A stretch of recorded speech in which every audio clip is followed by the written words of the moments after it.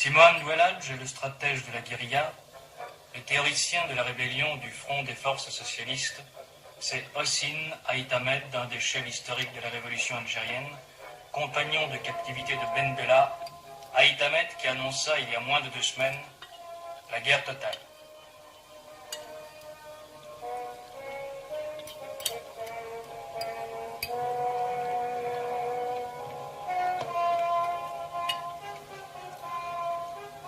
La résistance a commencé. C'est la résistance populaire. Et c'est la résistance individuelle. Nous avons dit qu'il n'est pas question pour nous, il n'a jamais été question pour nous de faire sécession territoriale.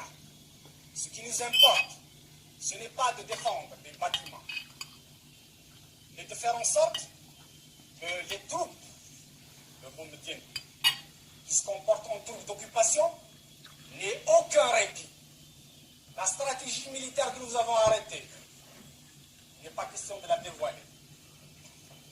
Mais elle est fondée sur la défense en profondeur. Elle est fondée sur la guérilla. Les troupes de Boumediene ont été harcelées sans répit par les nôtres. Maintenant, il vous appartient à vous, à nous tous, de continuer la résistance. Il leur est impossible de tenir plus d'1 mois parce qu'ils n'ont pas de finances, parce qu'ils n'ont pas de puissance, parce que hier, dans la nuit, ils ont été attaqués par nos troupes à Médéa et vous avez dû l'apprendre par la radio. Les rebelles sont bien armés.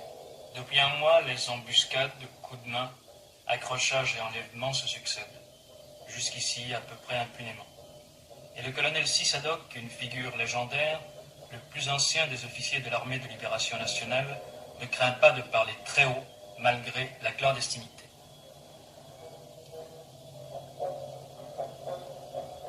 Nous nous sommes opposés à M. Ahmed Ben Bella. Ce monsieur ne pense qu'à sa personne. Il prétend faire du socialisme, mais il s'est basé sur le socialisme de Gamal Abdel Nasser. Il crée une classe pour brimer le reste du peuple. Il prétend faire du socialisme avec les comités de digestion. Il prétend faire du socialisme avec l'opération Sireur, avec l'opération Reboisement, avec l'opération Labour. Regardez ces montagnes qui sont devant vous. Les témoins les plus opérés. Regardez s'ils sont labourés. Où il est l'opération Labour? Où il est l'opération Sireur? Ces enfants que vous voyez devant vous ne vont pas à l'école. L'école, la plupart des écoles est démolie. La plupart des maisons sont démolies. Le gouvernement n'a pas pu faire face à ses responsabilités et à ses obligations. Il ne se réfugie que dans la stratosphère de la haute politique. Ils veulent libérer la Palestine arabe. Ils veulent envoyer des troupes en Angola. Ils veulent envoyer des troupes en Mozambique. Et l'Algérie, elle ne fait que 12 millions d'habitants. Et à ce moment-là, il y a 12 millions de gendarmes qui entendent des voix. Et l'armée du colonel Boumediene. L'armée du colonel Boumediene, le colonel Boumediene, ce que je peux dire de lui, c'est un petit intellectuel venant de la mosquée du Caire.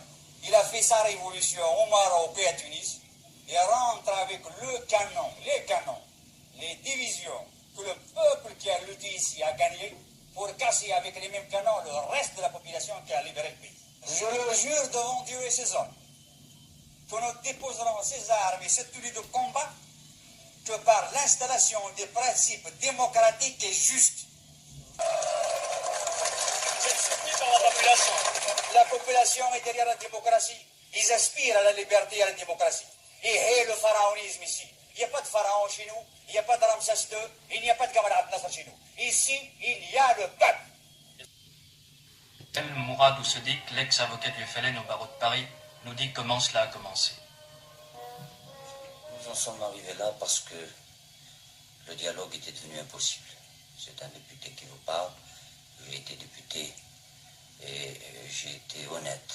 Je pensais que la crise de Tlemcen de juillet dernier pouvait être surmontée. Je pensais que le clan, la notion de clan pouvait être brisée. Et j'ai pendant de longs mois, avec mes collègues qui sont ici même, essayé de surmonter cela et essayé de créer un parti qui réponde aux véritables aspirations populaires. Or, nous avons assisté à une montée vers le pouvoir d'un homme entouré d'une caméria telle que, comprenant des hommes tels que Boumediene et tels que l'intelligentsia de l'ANP. Que s'est-il passé? on a mis, pour sauvegarder les intérêts de ce clan, un parti à l'envers. Je m'en explique. C'est-à-dire qu'une infrastructure de ce parti s'est dégagée. Et au lieu d'avoir une assise populaire, ce parti est parti tel une pyramide, il a été construit du sommet. Il n'est plus devenu un parti au service du peuple, il est devenu un parti au service d'un homme. Et le processus des élections, nous avons vu la consécration progressive du pouvoir personnel. Et à ce moment-là, nous avons jugé, nous qui n'avions plus notre place, nous qui n'avions pu entamer le dialogue, et cela pendant de longs mois d'efforts, qu'il était impossible d'agir autrement, tel que nous le faisons. Et nous avons jugé cette action nécessaire après une longue consultation avec le peuple algérien. On parle de fait kabyle, de problème kabyle. Je n'ai pas à répondre à un argument qui me paraît une exploitation misérable en matière politique. Il suffit de savoir que l'Algérois s'est mis en mouvement 1 mois et demi avant la Kabylie. Est-ce que l'on peut parler de fête kabyle? Il suffit de savoir que des dizaines et des dizaines, et même maintenant des centaines d'arrestations ont été opérées sur tout le territoire national pour savoir qu'il ne s'agit pas d'un mouvement kabyle. Ces combats à la frontière marocaine, vous avez une position là-dessus? Nous avons une position qui ne peut pas prêter à équivoque. Quand on analyse l'affaire marocaine, on s'aperçoit que c'est une affaire de famille qui regarde le pouvoir actuel en Algérie et Hassan II. Peut-être que Ben Bella a fait un accord secret avec M. Hassan II pour lui faciliter l'accession au pouvoir au moment de la crise de Tlemcen. Et cela nous importe peu.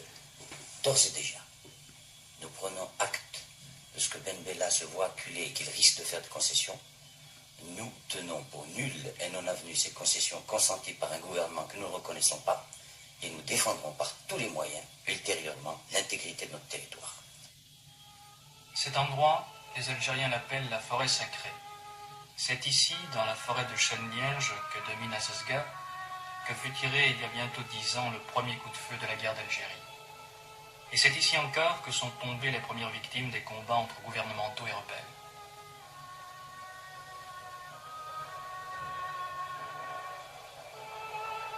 Il y avait cependant beaucoup de raisons pour que l'on ne reprenne pas les armes. Alors, c'est la tombe de votre fils ici? Oui, c'est la tombe de mon fils, oui, mon fils.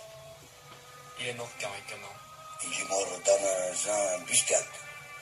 Vous ne voulez plus qu'il y ait encore du sang? Oh, il y en a marre, 7 ans. 7 ans. Vous voyez pas? À l'âge de 20 ans. C'est le seul qui tue. Alors plus de guerre? On ne voulait pas de guerre maintenant. Et si les troupes du colonel Boumedienne vous attaquent? Eh bien, on attaquera en même temps. Alors ce sera la guerre. Ah oui, ce sera la guerre. Moi, je suis le premier à le prendre. À Alger aussi on s'engage. Des milliers de jeunes gens ont endossé en hâte la tenue léopard pour combattre, en principe, à la frontière marocaine. L'affaire marocaine a créé une diversion miraculeuse, unissant la population dans la même haine contre l'ennemi et faisant passer à l'arrière-plan les dissensions internes qui demeurent peut-être le vrai problème.